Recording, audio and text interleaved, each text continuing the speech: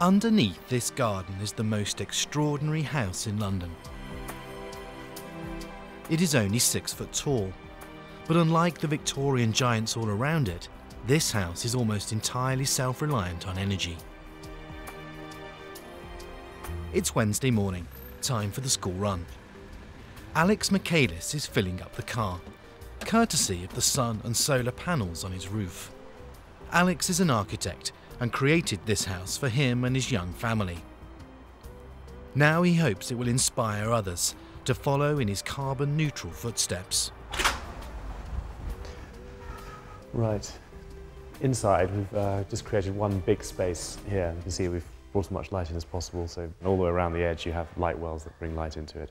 Big staircase with a slide for the children to go down, and adults if they want to. It's quite fast though.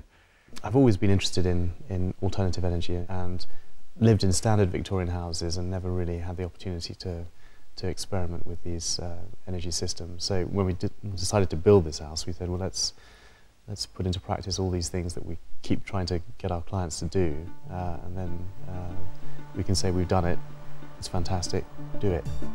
Notting Hill is full of innovators, but Alex has taken cutting edge to a whole new level, carving 22 feet down in search of a sustainable way of life. A borehole pumps their water up from 120 metres down. There is highly efficient double glazing, a heat exchange system that absorbs the natural heat from the earth and warms a swimming pool in the basement, which acts like a giant radiator. If the water is 25 degrees, the rest of the house is nearly the same.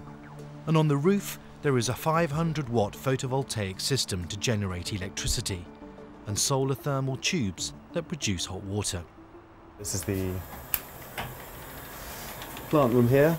Alex keeps an eco eye on all his kit, down in mission control. And this is the solar panel, which tells you how the solar panel's working and the temperature on the panel when the sun hits it goes higher, and then the pump is activated and it will start heating up the water for you. It's quite amazing when you see the little meter running and how much you're generating, and then you see how much you're using, and you inevitably try and go and switch everything off so it levels out when the sun's out. So in retrospect, I would have put that meter next to the entrance, and I think actually we're doing that more and more for all houses, all meters next to the entrance, so you're aware of it the whole time. As well as running the car, the solar panels generate electricity for an array of gadgets around the home. We have electricity, and that's the only thing we use in the house. No gas and our own water. The solar panels that we have do quite a lot of the hot water, the thermal, from say April till October, and the PV, which is photovoltaic and converts sunlight into electricity, gives us, I suppose, 10–15% of our electricity. Juliet Davenport is the chief executive of Good Energy. She welcomes Alex's pioneering design. It's taken a while, actually, longer than I thought it was going to, because having talked to architects 10 years ago, they were really considering eco-builds, but it's only really now that we're beginning to see them come through.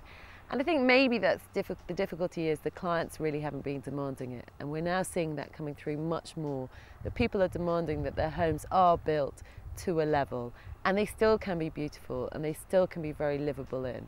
Because I think sometimes the concept was that design and architecture didn't really go with eco. And I think there are sites now that are proving that it really can. The eco message has been picked up by Alex's children. Juliet predicts eco designs will soon become the norm in homes up and down the country. I call it pub talk. I love the idea of people going down the pub and boasting about their wind turbine or their solar panel on their roof. Because that's how conversations start, and that's how people start thinking, well, maybe I can do it too. Back in Notting Hill, Alex's car is topped up and his children are off to school, carried at a good speed by the power of the sun.